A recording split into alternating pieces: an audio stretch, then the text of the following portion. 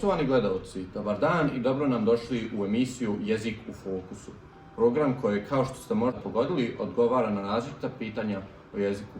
Kao na primjer o tome šta je maternji, a šta primarni jezik. Šta kažu istraživači o maternjem jeziku? Zašto su nam jezici toliko važni? O svemu ovome vam govore Adis, Emin, Ester, Eda, Medina, Harun, dvije Neile i ja Elhan. Pitali smo učenike koji uče bosanski jezik zašto idu na časove bosanskog jezika.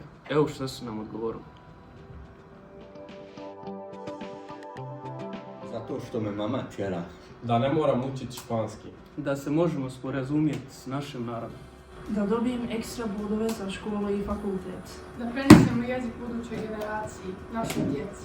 Da se zaštitimo od mentalnih bolesti, na primjer demencije. Da uporedimo bosansku i švedsku kulturu. Da mi se pradjedovi ne bi naljutili. A brat ide zašto očekuje burek pri kraju godine.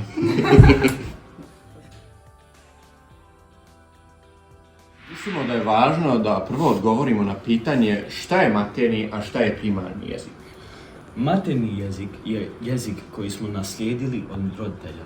Jezik na kojem nam se majka obraća od rođenja. A primarni jezik je glavni jezik, onaj koji se priča u državi u kojoj živiš. Sad. Mnogo se pisalo i piše o tome koliko je maternji jezik važan. Naučnici su se pozitivno izrazili prema maternjem jeziku. Za vas smo odabrali neka istraživanja i istraživača. Izazovi mogu biti veliki. Ako je školski sistem zasnovan na drugom jeziku, a dijete ga ne koristi dovoljno u svakodnevnom govoru, zato dijete doživljava izazove i poteškoće u društvu, pa može osjetiti pritisak. Kanadski istraživač Jim Cummings je rekao da je učenje maternjeg jezika osnova za učenje drugih jezika i ukoliko dobro poznajemo maternji jezik, lakše nam je usvojiti i sve druge jezičke vještine. Jelzistok je kroz svoje istraživanja dokazala da višejezična djeca imaju jače kognitivne vještine, kao na primjer pažnja i planiranje, i da ove osobe mogu bolje štititi od moždanih bolesti kao što su Alzheimerova bolesti ili demencija. Dvojezična djeca ne samo da govore na drugi način ili na drugom jeziku, nego djeca koja uče dva jezika razmišljaju na različite načine. Učenje jezika nije samo učenje različitih riječi za iste stvari, nego učenje drugog načina razmišljanja o stvarima.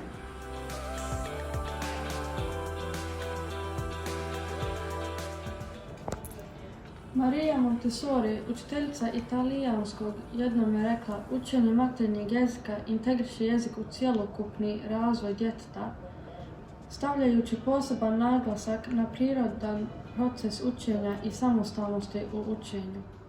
Ove činjenice su bile osnova za zakon kojim je uređen švedski obrazovni sistem. O tome smo razgovarali sa Inger Felt, glavnom direktoricom jezičkog centra. Hej Inger, kan du berätta lite om det svenska utbildningssystemet och hur systemet är anpassat till behoven av barnen och hur detta i praktiken ser ut hos er i Språkcentrum? Det gör jag gärna. U Språkcentrumu je 300 zaposlenih nastavnika koji zajedno govore 80 jezika. Nastavnici podučavaju 15.500 učenika od 6. godine pa sve do srednje škole. Nastava na maternjem jeziku je pravo koje im garantuje švedski zakon. Roditelji prijavljuju svoje dijete za učenje maternjeg jezika. Direktor škole donosi odluku i naručuje nastavu od Språkcentruma. Nastava na maternjem jeziku je predmet u školi i besplatan je. Ne košta roditelje ništa. Švedska je jedina zemlja na svijetu koja ocjenjuje maternji jezik prema istim kriterijima baš kao i ostali predmeti. Istraživanja pokazuju da nastava na maternjem jeziku jača mogućnost i razvoj učenika i u drugim predmetima. Važno je napomenuti da naši nastavnici ne podučavaju samo maternji jezik, već imaju zadatak da upoređuju kulture zemlje porijekla sa švedskom kulturom. Nastavni plan navodi da će učenicima kroz nastavu biti pružene mogućnosti razvoja njihovog kulturnog identiteta i više jezičnosti. To znači da nastava na maternjem jeziku treba podržati razvoj identiteta učenika u bliskoj interakciji sa njihovim jezičkim razvojem. Vi träffade Inger. Nu ska vi träffa Eva Wiberg som är en chef för bosniska lärare. Ja ću to na bosanski. Upoznali smo Inger, a sada je vrijeme da upoznamo i Eva Wiberg, koja je šef za bosanske nastavnike. Om man ser timplanen i svenska skolor för svenska. Za osnovnu školu država određuje minimalan broj sati koji učenik treba imati na nižem, srednjem i višem razredu. Svaka faza traje 3 godine. Nakon toga lokalna zajednica raspoređuje te sate tokom te 3 godine. Ukupno 1500 tokom 9 godina osnovne škole. Do 3. razreda djeca pohađaju 7 sati sedmično. Od 3. do 6. razreda imaju 5 do 6 sati sedmično i viši razredi imaju 3 sata sedmično.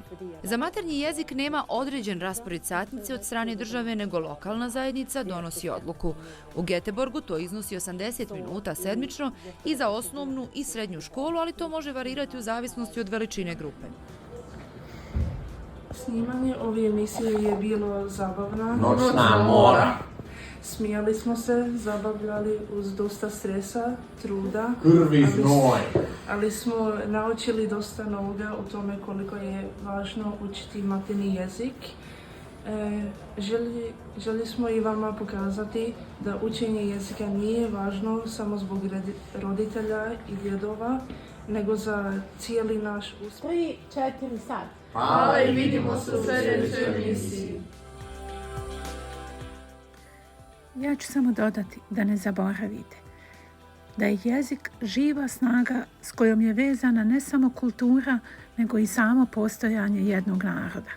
Upravo ovo su riječi našeg Nobelovca Ive Andrića koji nam pokazuju koliko je bosanski jezik važan za sve nas.